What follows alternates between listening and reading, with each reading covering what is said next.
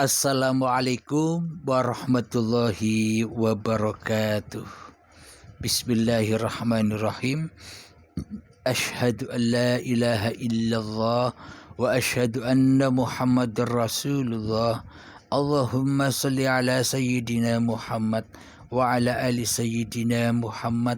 Rabbi syrah li sadri wa yassir li amri wahlul 'uqdatam min lisani yafqahu qawli. Amin. Bismillahirrahmanirrahim. Salam jumpa kembali para sahabatku tercinta. Semoga kita semua dicintai oleh Allah Subhanahu wa ta'ala. Amin ya rabbal alamin. Alhamdulillahirabbil alamin. Di dalam episode yang ke-6 ini kita lanjutkan bacaan di dalam surat Al-A'raf ayat yang ke-7. A'udzu billahi minasyaitonir rajim. Bismillahirrahmanirrahim. فَلَنَقُصَّنَّ عَلَيْهِمْ بِالْعِلْمِ وَمَا كُنَّا غَائِبِينَ.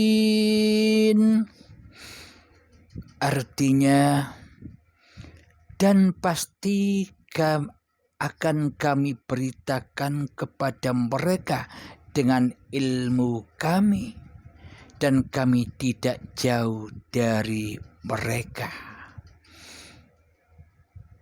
Jadi Allah akan memberitakan, yakni akan menghidayahkan kepada orang-orang yang dikehendaki dengan ilmunya Allah.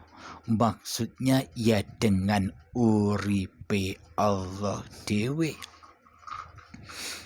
Karena Allah itu di mana-mana dan Allah tidak kemana-mana. Allah meliputi seluruh alam semesta ini. Allah meliputi seluruh ciptaannya. Allah meliputi hidup dan badan ini. Jadi dengan apa Allah beritakan kepada mereka dengan ilmu Allah? Dengan iman.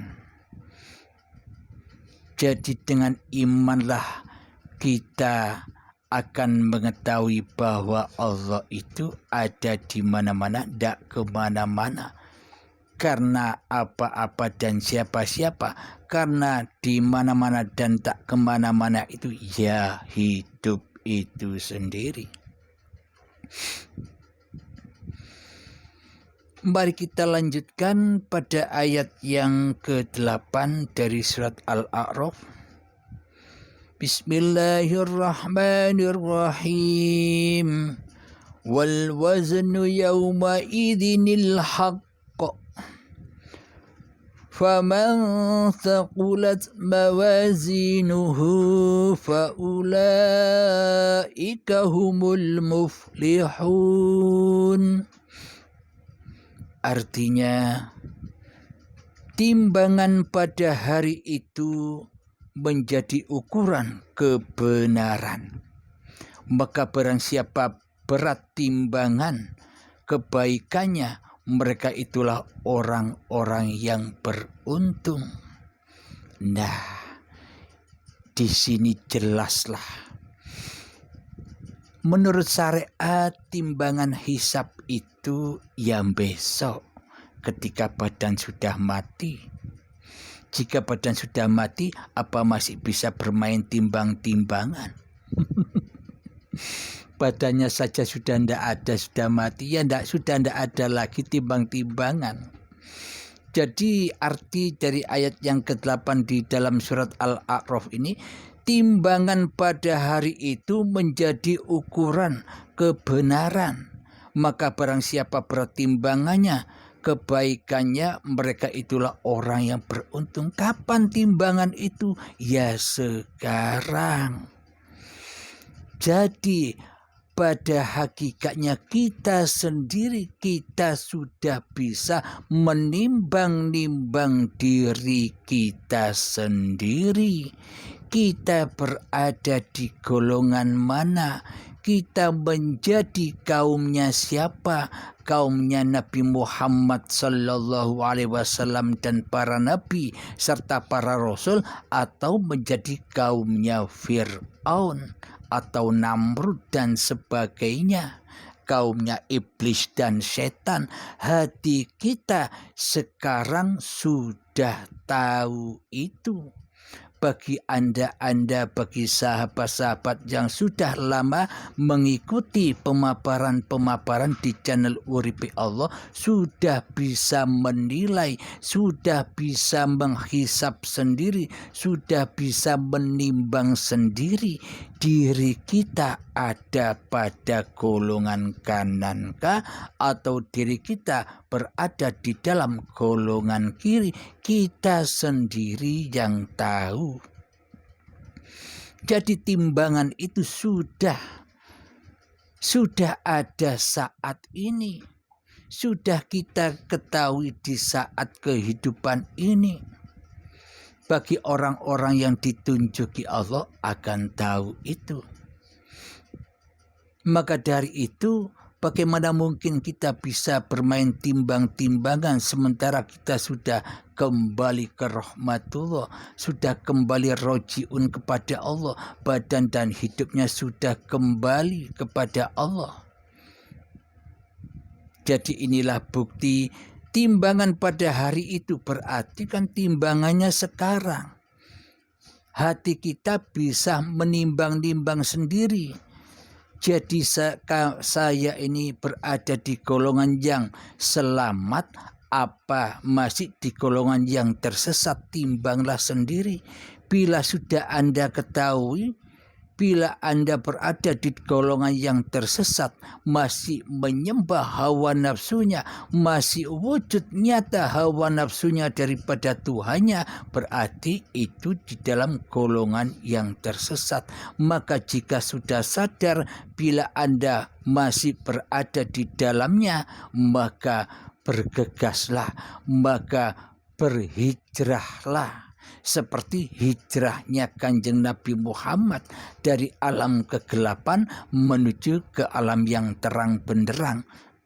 Dengan apa? Ikuti terus channel ini.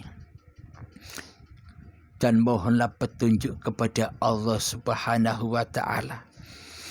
Bagi orang-orang yang sudah ada pada golongan yang selamat, maka yo menang-menang wae. Diam-diam saja, jangan merasa diri yang selamat. Karena bila manusia masih merasa diri yang selamat, berarti hakikatnya ia belum selamat.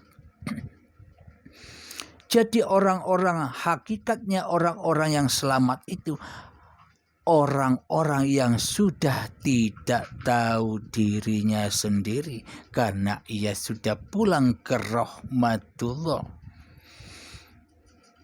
Itulah orang-orang yang selamat, yang mana di hatinya yang ada hanya Allah, bukan hawa nafsunya yang ada. Jika yang nyata, yang wujud, yang hidup, yang kuasa di hatinya hanya Allah, maka kan sudah lenyap, maka sudah adam kemanusiaannya. Itulah orang-orang yang selamat, orang-orang yang tidak merasa dirinya selamat. Namun bagi orang-orang yang merasa sudah paham, yang merasa dirinya sudah selamat, itu pada intinya belum selamat. Karena yang masih paham, karena yang masih merasa selamat, masih hawa nafsunya sendiri, masih ditunggangi oleh iblis dan setannya di hatinya. Alhamdulillahirabbil alamin. Mari kita lanjutkan pada ayat yang ke-9 dari surat Al-A'raf. Bismillahirrahmanirrahim. ومن خفت موازينه فأولئك الذين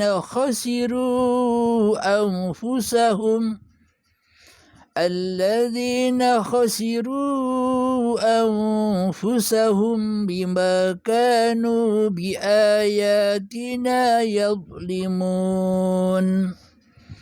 Artinya, dan barang siapa ringan timbangan kebaikannya, maka mereka itulah orang-orang yang telah merugikan dirinya sendiri, karena mereka mengingkari ayat-ayat kami.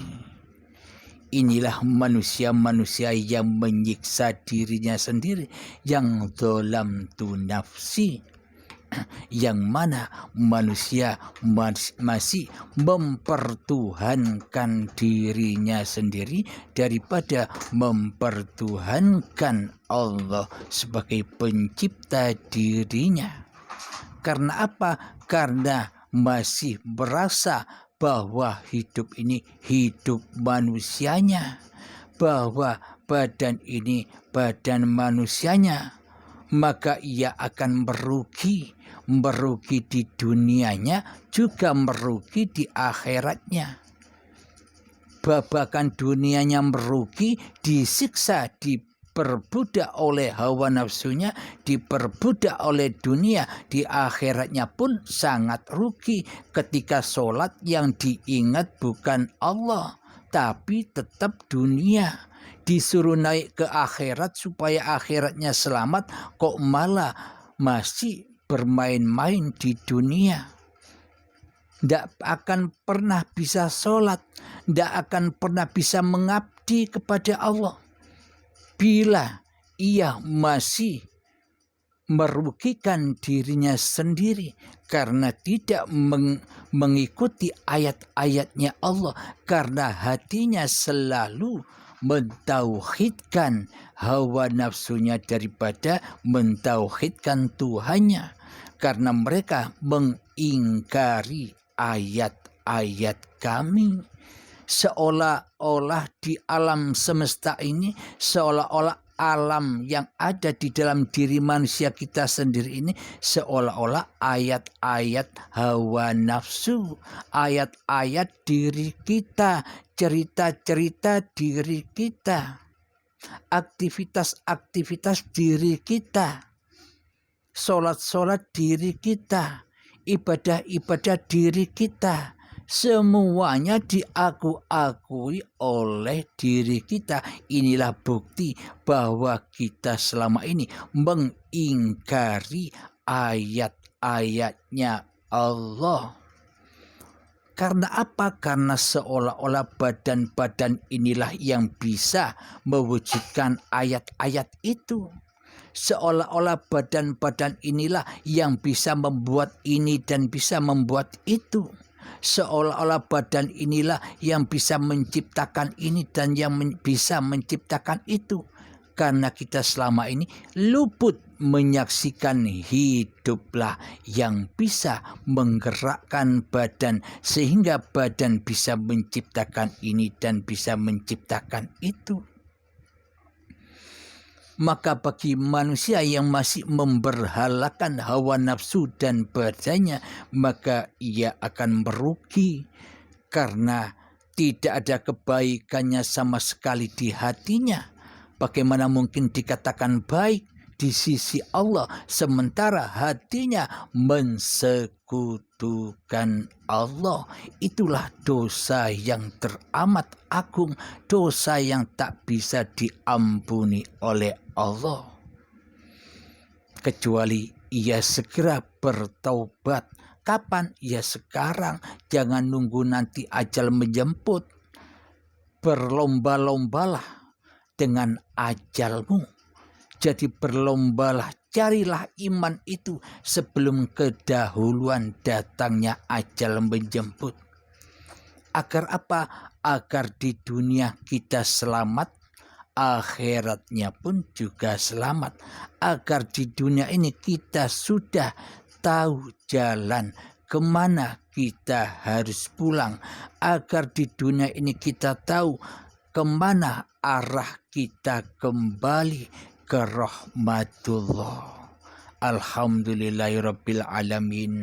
Semoga saya khususnya dan kita semua pada umumnya, semoga kita semua bersama di dalam umatnya Kanjeng Nabi Muhammad Sallallahu Alaihi Wasallam yang selalu mengaplikasikan contoh-contoh yang sudah diajarkan oleh Kanjeng Nabi Muhammad Sallallahu Alaihi Wasallam di dalam berketuhanan, di dalam iman.